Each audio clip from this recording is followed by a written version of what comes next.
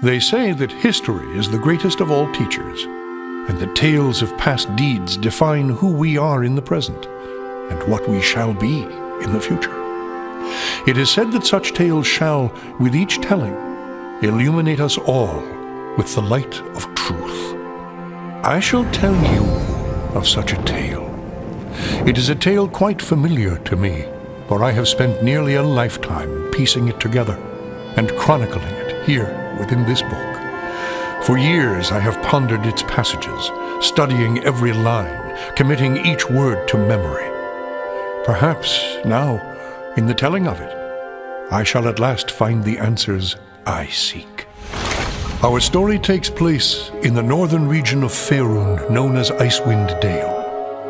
It is a harsh, frozen land, cut off from the rest of the world by a wall of jagged peaks called the Spine of the World. For centuries, the icy plains of the Dale have been home to the barbarian peoples of the 𝓘𝓬𝓮𝓀 and 𝓓𝓐𝓬𝓮. Huddled together in small, closely knit tribes, the barbarians lived simple lives, free, proud, and fiercely independent. Until the day an archmage named 𝓓𝓐𝓛𝓔 came to Icewind Dale. With an army of mercenaries, 𝓓𝓐𝓛𝓔 sought to conquer the north and force the fierce barbarians into slavery.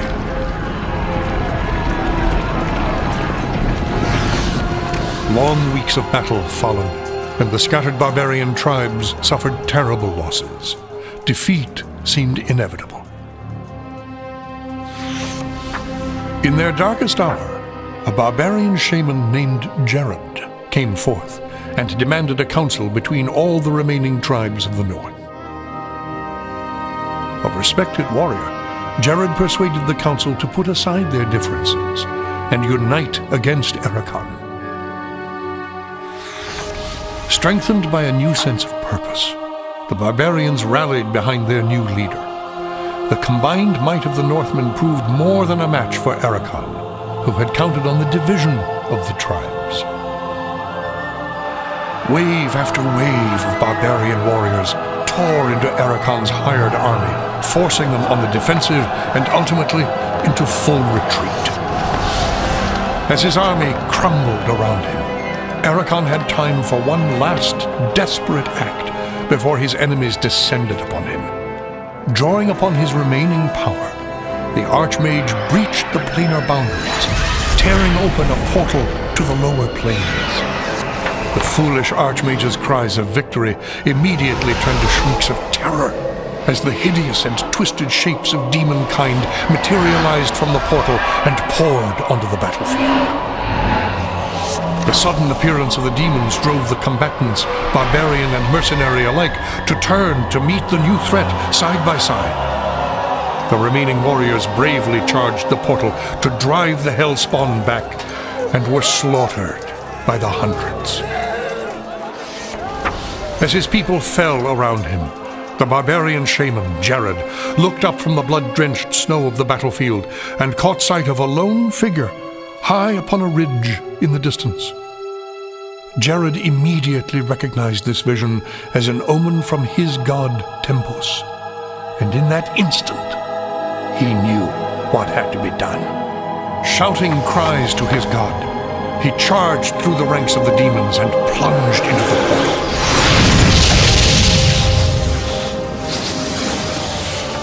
As 𝓳𝓐𝓗's blood fused with the energies of the portal, an explosion of white light engulfed the battlefield. When the light subsided, the demons were gone, and the portal was closed. In its place hovered a disk of solid stone. Frozen within the center of the disk was 𝓳𝓐𝓗's body, locked in his final moment of agony, in his final moment of triumph for all eternity. But that is not the end of our tale. It is but the beginning. Our tale begins here, in the quiet fishing village of Easthaven, one of the so-called 10 towns of Icewind Dale. The tiny community is hardly a town, but rather a collection of ramshackle huts crowded together upon the icy shores of 𝓘𝓬𝓮𝓔. Here, within a dimly lit tavern, a group of travelers sit huddled around a table, swapping tales and making grand plans for the future, completely unaware of the part they are to play in the events that are about to unfold.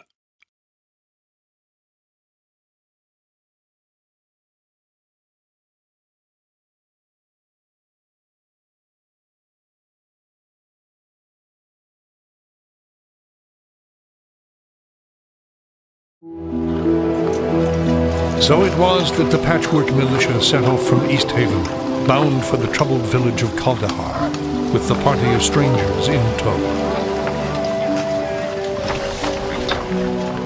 On they traveled, across the windswept tundra of the Dale, through the foothills of the spine of the world, and upwards on the steep and treacherous trails of the Kuldahar Pass. Eager to seek out the evil that threatened the pass, they did not expect it to find them first. High upon the cliffs of the pass, a band of frost giants had prepared an ambush. Hurling boulders and dislodging massive outcroppings of rock and snow, the giants sparked an avalanche that thundered down the mountainside and crashed down upon the heads of the unsuspecting expedition. Those fortunate enough to survive the avalanche pulled themselves free of the mountain of snow and bodies that now barred the way back to Easthaven. Battered and disheartened by the loss of their comrades, the survivors had little choice but to continue on to Kuldahar, alone.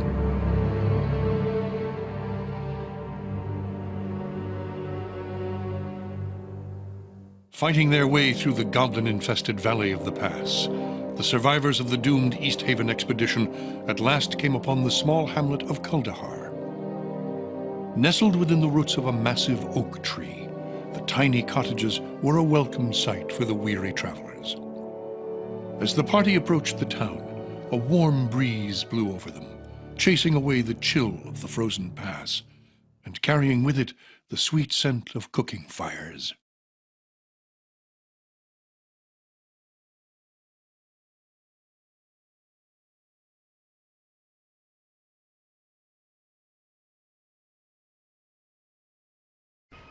After a day's journey through the mountains surrounding Kuldahar, the small band of would-be heroes finally stood before the towering crag of rock that marked the entrance to Dragon's Eye. Somewhere within the depths of the volcanic cavern lay the missing Heartstone gem, and perhaps with it, the answer to who or what was behind the disturbances in Kuldahar.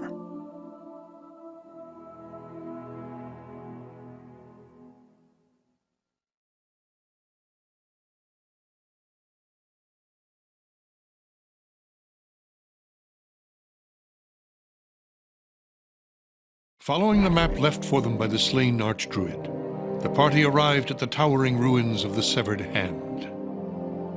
Guided by the archdruid's cryptic last words, the adventurers prepared to enter the crumbling tower and seek out this mysterious 𝓘𝓐𝓉 in the hopes that he might have the power to use the Heartstone gem. For without the vision of the gem, the evil in the pass might never be revealed, and the town of Kuldahar would be doomed to a frozen fate.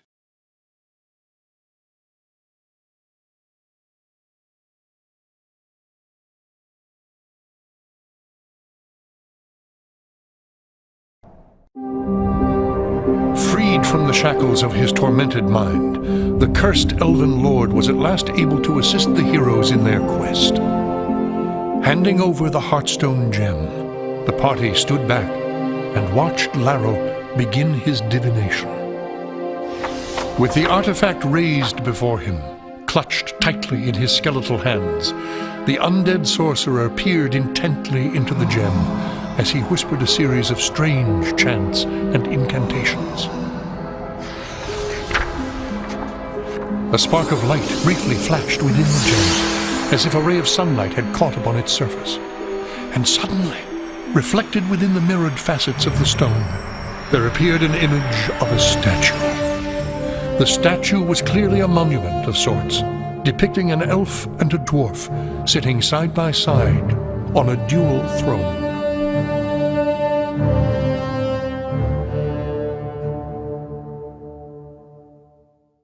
The Heartstone's divination had at last revealed the source of the evil in the mountains. Ahead loomed the solitary peak that housed the dwarven stronghold known as Dorn's Deep. With Larrel's warnings of dwarven treachery still ringing in their ears, the heroes readied their weapons and started toward the cave entrance and whatever challenges lay beyond.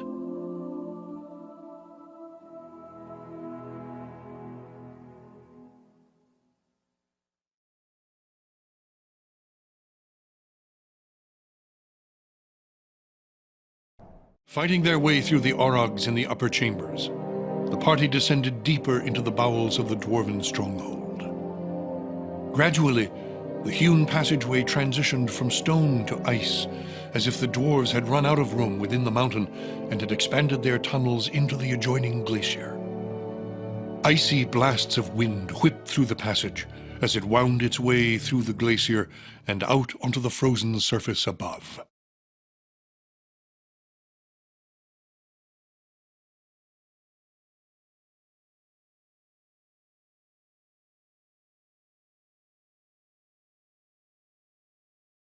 Leaving the horrors of the frost giant caves behind them, the party made their way into the deepest tunnels of the dwarven complex.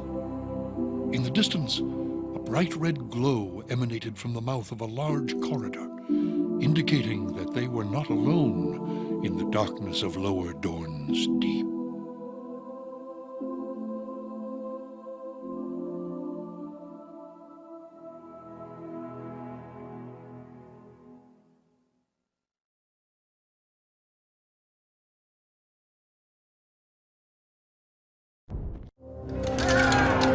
In the heat of the battle, the twisted priest of 𝓘𝓐𝓃 stumbled, gripping his chest as if mortally stricken.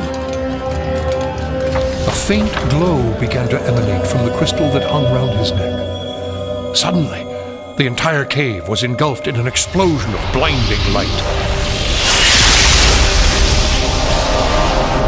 When the light finally died, the party discovered that they were no longer within the dark passages of Dorn's Deep.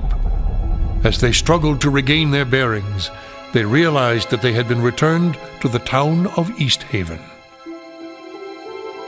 But this was not the sleepy fishing village they had left so long ago. An enchantment had fallen over the town, encasing what remained of the shattered homes and buildings in a prison of solid ice.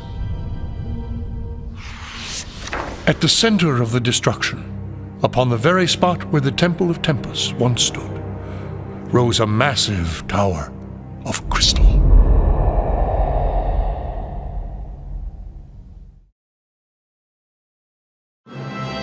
Defeated at last, the stricken demon fell with a roar that shook the walls of the underground chamber. But the heroes' moment of victory was short-lived, for as the form of their vanquished enemy lay broken upon the floor, so too was the power of the shard broken. The companions soon found themselves scrambling to escape as the fortress began to collapse around their ears. No sooner had they emerged from the secret threshold than the entire tower came crashing down, shattering into 1,000,000 pieces. Triumphantly, the party of adventurers stood among the ruins, basking in the glory of final victory. And as the first rays of dawn glittered off the scattered fragments of the crystalline tower, a light snow began to fall over the once again peaceful town of Easthaven. And so ends the final chapter in my tale, with the forces of good triumphant over the forces of evil. It wasn't long before the destroyed town of Easthaven was rebuilt, and a new temple dedicated to Tempus was erected upon the site of the buried portal. As for the vanquished demon, 𝓊𝓆 defeated on the Prime, he was banished back to the depths of hell, where he languished for a period of 100 years, tormented by the memory of his mistakes, and waiting for the day he would return to Faerûn and exact his revenge.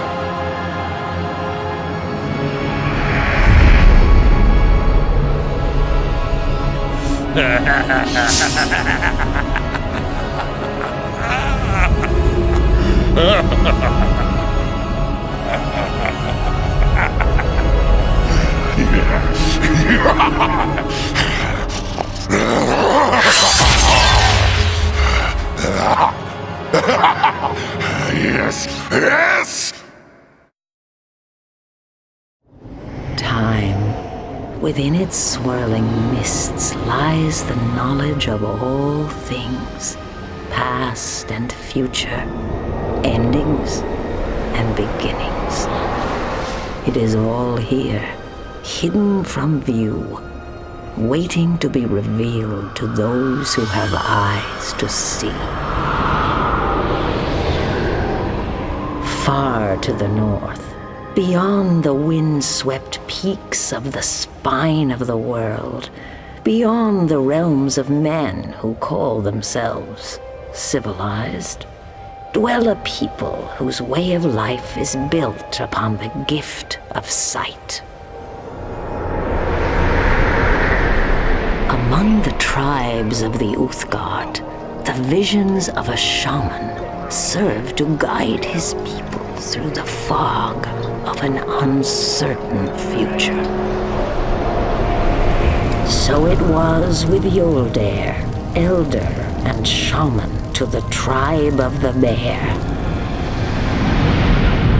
For it was his visions that foretold the return of a slain king, awakened from the halls of death by a spirit consumed by vengeance.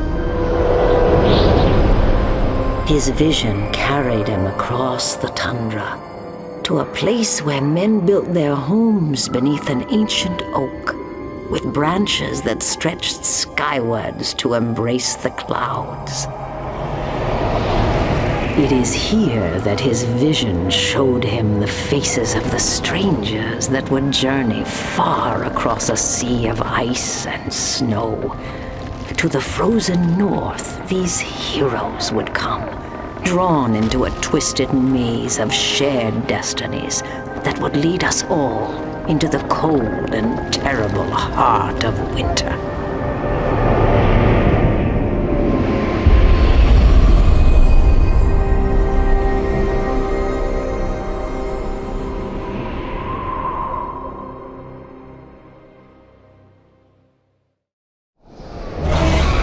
With the death of a 𝓘𝓬𝓮𝓀 spirit, centuries of hate were at long last put to rest. The tribes of the north and the people of the 10 towns sheathed their weapons and resumed their uneasy watchfulness of each other. It was a peace of sorts, for as long as peace ever lasts. Wulfdane's body was returned to the burial isle. With his return, the wailing of the virgins fell silent, and they slept beneath the earth with their king once again. And of those brave ones that came to defend the north, what of you? As I look upon you all, I see you as you once were, as you will be, branching out to glittering futures. Tales follow you, and tales await you, as they always do for those whose hearts yearn for adventure and glory. Though I need not say more of your future, for all that I have spoken of, all that I have seen, shall be revealed to you in time.